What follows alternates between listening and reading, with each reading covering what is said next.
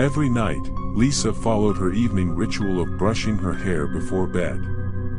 The antique mirror mounted on her dresser reflected her image, but lately, it also cast something more unsettling, a strange, dark shadow lurking in the periphery of her room. At first, Lisa dismissed it as a trick of the light, perhaps a misalignment of the mirror. Yet, as she adjusted her stance and the lighting, the shadow remained, an ominous silhouette against the darkness. Lisa, a practical woman in her late 20s, could not shake the feeling of being watched. The presence in the mirror seemed to grow bolder with each passing night, causing her unease.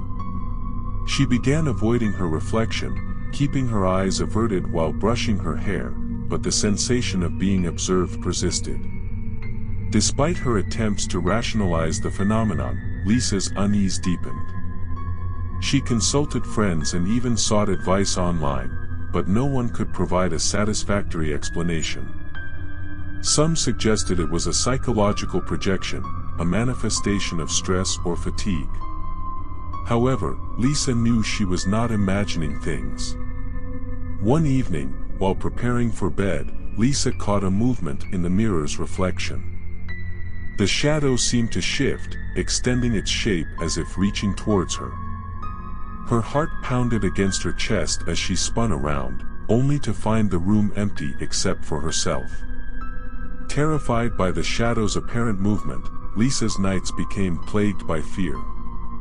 She avoided the mirror altogether, but the sensation of being watched lingered even during daylight hours. One fateful evening, the shadow in the mirror seemed to stretch further than ever before, almost as if testing the boundaries between its world and hers. In a moment of panic, Lisa grabbed a nearby object and hurled it at the mirror. The glass shattered with a deafening crash, scattering across the floor in a cascade of fragments. For a fleeting second, Lisa believed she had vanquished the haunting presence. To Lisa's horror, the shattered mirror did not dispel the shadow, it liberated it. As she stood frozen in terror, the darkness coalesced from the broken shards, taking shape before her eyes. The shadowy figure, once confined to the mirror's reflection, now materialized in her bedroom. It was a chilling realization for Lisa. She had inadvertently set the shadow free, and now it prowled the room with an unsettling intent. As she backed away, her mind raced with questions.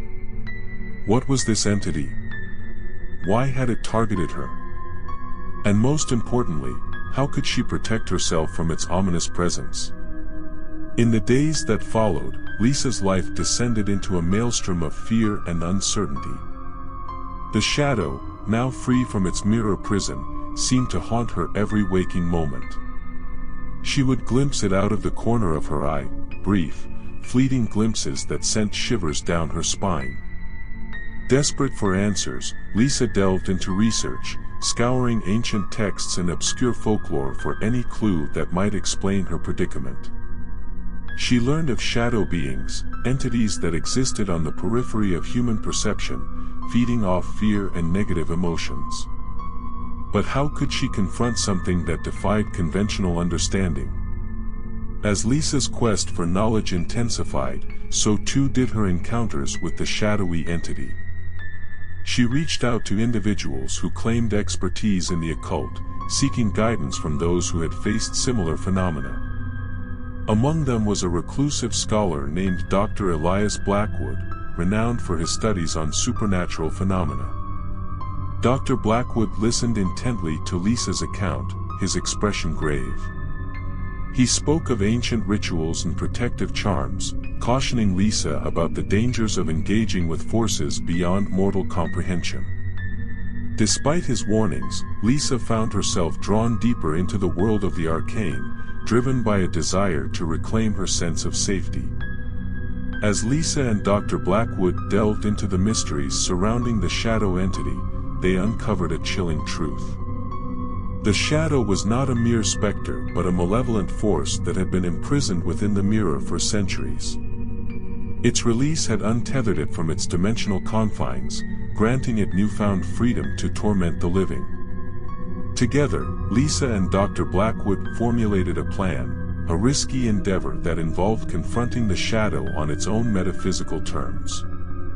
Armed with ancient relics and incantations, they prepared for a final showdown, a battle between light and darkness that would determine Lisa's fate.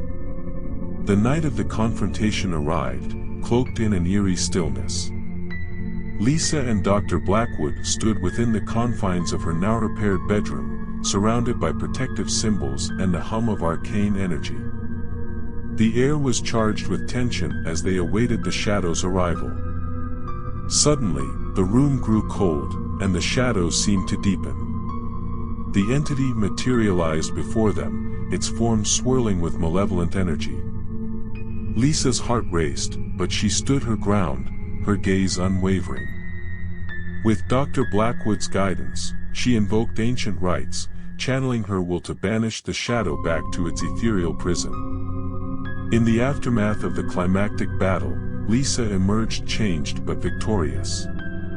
The shadow, weakened by the combined efforts of Lisa and Dr. Blackwood, retreated back into the shadows from whence it came. Though the ordeal left scars, both physical and emotional, Lisa found solace in the knowledge that she had confronted her fears head-on. With Dr. Blackwood's guidance, Lisa embarked on a journey of healing and closure.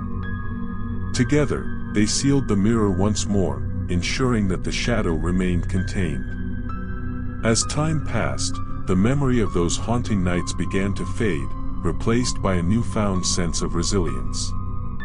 Years later, Lisa stood before the same mirror, her reflection unmarred by shadows. The ordeal was a distant memory, a testament to her strength and determination.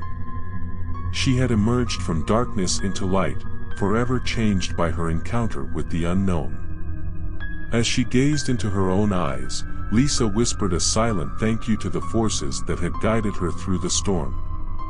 The shadow was gone, but its legacy remained, a reminder of the thin veil that separates the ordinary from the extraordinary, the seen from the unseen.